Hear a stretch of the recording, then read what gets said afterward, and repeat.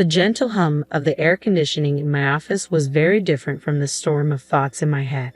My name is Anna, and I'm a 28-year-old lawyer. My life now is very different from my chaotic childhood, which I keep hidden even from my closest friends. The quiet of my office was broken by the ringing of my phone. It was an unknown number, but it felt strangely familiar. I picked up the phone with a nervous hand. "Speaking," I said, trying to sound professional and careful. "Anna, it's your father," said the voice.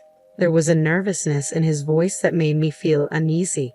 A chill ran through me. It had been over 10 years since I last heard that voice. A voice that used to mean safety and love but now symbolized betrayal and pain. "Why are you calling me?" I asked, my voice sharp as it cut through the silence after he introduced himself. "I'm in trouble, Anna. I need your help with money," he said, his voice cracking a little. Even though he might have been sincere, his request made me feel angry and resentful. "You need my help now, after all these years?" I replied, feeling a mix of disbelief and anger. "Yes, I wouldn't ask if it wasn't serious." "I'm really in a tough spot," he continued, sounding more desperate. "You stopped being my father a long time ago. You can't just call me now and expect me to help," I said firmly, my voice cold and steady. There was a long pause on the line, filled with a heavy silence that felt like a huge, unbridgeable gap between us. "Anna, please. I'm still your dad," he said, trying weakly to reconnect with me. The word dad felt strange and almost shocking. "A dad? You lost that title when you chose her over me," I replied, my words filled with years of buried anger and hurt. "You're my daughter. I thought," he began, sounding both pleading and desperate. "You thought wrong," I interrupted, cutting him off. "You made your choice years ago, and now I've made mine." "Anna, I am sorry. I just need this one favor," he said. The word sorry echoed in my office, sounding empty and meaningless. "Sorry doesn't change the past. I can't help you," I said firmly, and then I hung up the phone. Before I turned 10, my childhood was full of love and laughter. My parents and I lived happily in our small rented house. My mom was a joyful and kind person, and she filled our days with warmth and our nights with stories and dreams. My dad used to be playful and caring, spending evenings playing games with me or teaching me about the world. Our home felt like a happy place where every day was an adventure and every night a sweet dream. But our happy life ended suddenly when my mom passed away unexpectedly. The house that was once full of laughter and love became silent, filled only with memories. I remember walking through the rooms, each one a reminder that she was gone. The loss was too much to bear, not just for me but for my dad too, who had lost the love of his life. But to my surprise and confusion, his grief seemed to fade quickly. Just a few months later, he brought home Marissa, a woman who was going to play a big role in our lives. I remember the day he introduced her, a day that changed my childhood forever. "Anna, this is Marissa. She's going to be staying with us," my dad said one evening. His voice didn't have the warmth I was used to hearing. I looked at Marissa, hoping to see some kindness or friendliness in her, but I found none. She seemed imposing, and her gaze was cold and calculating from the very first moment. I felt a change in the air, a shift that filled me with a sense of dread I couldn't explain. "Hello, Anna," Marissa said. Her voice was smooth but lacked real emotion. Her smile didn't comfort me, it seemed to hide something sinister. In the days that followed, the house felt different, as if the walls themselves were shrinking away from her presence. The happy memories of the past seemed to fade, replaced by a lingering unease that settled everywhere. I kept looking at Marissa, trying to find something nice or kind about her, but her every look and gesture seemed filled with an unspoken hostility. It became clear that she wasn't here to fill the void my mother had left, but to create a new story where I didn't belong. As I watched her move around our home, a home that once felt safe and happy, I couldn't shake the feeling that her arrival marked the start of something bad. The way she looked at me with eyes that seemed to hide more than they showed made me worry about the future. After Marissa arrived, it felt like I was living in a nightmare I couldn't escape. The house, once filled with my mother's laughter and love, now felt cold and unwelcoming. Marissa's presence cast a shadow over everything, turning even simple daily routines into struggles. One morning, as I sat down for breakfast, I noticed my food tasted unusually salty. "Marissa, did you put too much salt in this?" I asked hesitantly. "Oh, did I? It must have been a mistake. Just eat it, Anna. Don't be so picky," she replied, her tone dismissive and almost mocking. The incidents became more frequent and mean-spirited. I remember finding my clothes ruined after they were washed. "Marissa, my clothes are all faded. What happened?" I asked one day, holding up my favorite dress, now discolored and unwearable. She glanced at it and shrugged nonchalantly. "Maybe the washing machine is acting up, or perhaps it's time you stop wearing such childish clothes." I felt a surge of frustration but knew arguing would only make things worse. Feeling helpless, I turned to my dad, hoping he would see through her act. "Dad, Marissa is ruining my things. She's always mean to me," I said one evening, my voice trembling with anger and sadness. But my dad's reaction was not what I had hoped for. "Anna, you're just imagining things. Marissa is trying her best to fit into our family. Stop causing trouble," my dad said firmly, and his words hurt deeply. Every day felt like a struggle, dealing with Marissa's hostility and my dad's indifference. The home that used to be a safe haven now felt like a prison. I began spending more time in my room, trying to escape the constant tension. Living in that unhappy house made me feel alone and misunderstood. The safety and happiness that once filled our home were replaced by fear and anxiety. I missed the past when my mom's smile could brighten up the whole room, so different from the darkness that now filled every corner. Living with Marissa became a daily challenge of avoiding her and putting up with her cruelty. Her hostility towards me started with small things like pinching my arm or twisting my stomach, always in places I could hide under my clothes. The pain was sharp and a constant reminder of how helpless I felt. I started coming up with ways to avoid her, always being careful about where she was in the house. I would take long routes to my room or wait until she was busy before I moved around. Even with these efforts, there were times when she caught me off guard, and those moments always ended in pain. One day, while I was quietly reading in the living room, Marissa walked in and, for no reason, pinched my arm hard, her nails digging into my skin. I winced in pain but kept myself from crying out. She looked at me with a cold, smug smile before walking away. During one of Grandma's rare visits, she noticed how I was moving cautiously and flinching whenever Marissa's voice echoed through the house. "Anna, is everything okay at home?" Grandma asked, sounding worried. I looked at her, wanting to tell her the truth but afraid and wanting to protect her from worry. "Yes, Grandma, everything's fine, just a lot of schoolwork," I lied, forcing a smile. She seemed unsure but didn't press further. I felt guilty for lying to her but couldn't stand the thought of causing her any stress. That evening, as Grandma was leaving, I saw Marissa watching from the window with a satisfied look on her face. It was clear she enjoyed having control over me, that she could hurt me and get away with it. Her smug expression was a clear sign that she saw herself as the one in charge and me as a powerless victim in her cruel game. I went to my room, feeling trapped in a cycle of abuse and silence. The physical pain from Marissa's pinches and twists was tough, but the emotional pain was even worse. School was my escape, a place where I could briefly forget the misery at home. But even at school, the shadows of my home life began to follow me. Mrs. Thompson, my kind-hearted teacher who always encouraged us, noticed something was wrong. One day, as I handed in my homework, she gently took my wrist and saw the bruises on my arm. "Anna, what happened here?" "These look like bruises," she said, sounding worried. I quickly pulled my arm back, covering the bruises with my sleeve. "It's nothing, Mrs. Thompson. I fell while playing," I lied, not meeting her eyes. Mrs. Thompson didn't seem convinced. "Anna, if something is wrong or if someone is hurting you, you can tell me. It's important to speak up," she said, looking at me with concern. I wanted to tell Mrs. Thompson everything about Marissa and how I lived in fear, but I couldn't find the words. Instead, I forced a smile and said, "Really, Mrs. Thompson, I'm fine. It was just a silly accident." She looked at me thoughtfully, then nodded slowly.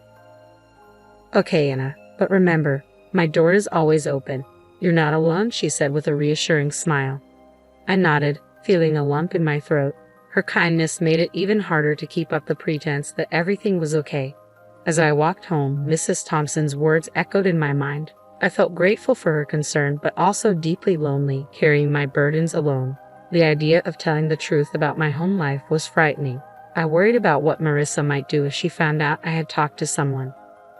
That night at dinner, I was quiet, lost in thoughts about Mrs. Thompson's offer to help. Marissa noticed my silence. "Why so quiet tonight, Anna? Cat got your tongue?" she asked, her tone mocking. I just shook my head and kept eating, trying to make myself as small and invisible as possible.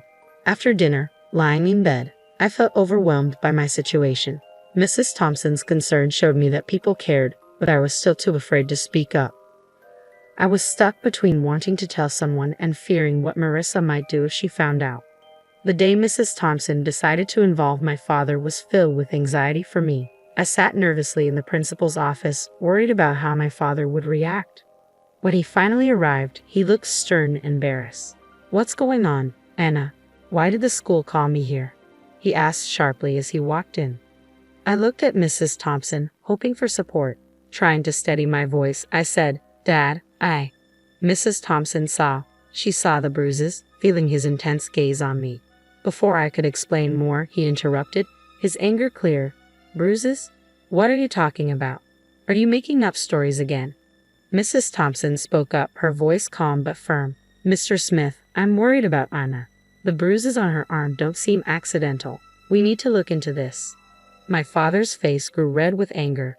"She's perfectly safe at home. Anna, are you spreading lies about our family?" he asked, clearly disappointed in me. The tears I had been holding back started to fall. "It's not lies, Dad. Marissa, she's been hurting me." I finally told the truth, but he looked completely shocked. "Marissa? That's absurd. She's been nothing but kind to you. I won't let you accuse her like this," my father said.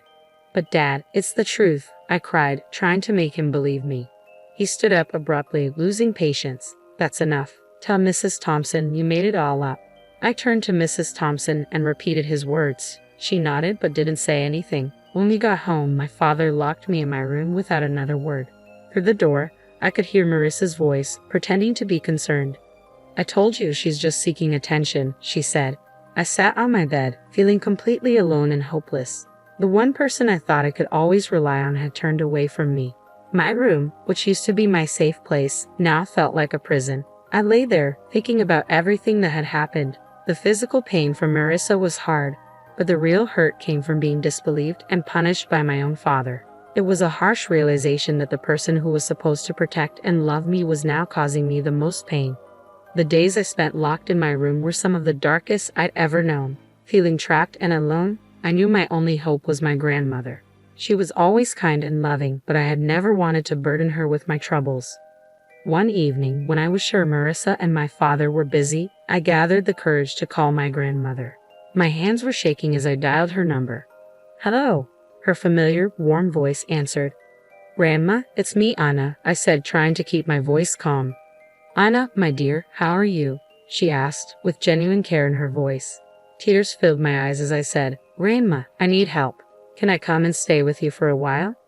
There was a pause on the other end. "What's wrong, Anna? Did something happen?" I took a deep breath and let the words spill out. "It's Marissa. She's been hurting me, and Dad won't believe me. I don't know what to do." I could hear my grandmother's concern as she quickly said, "Of course, dear, come right over."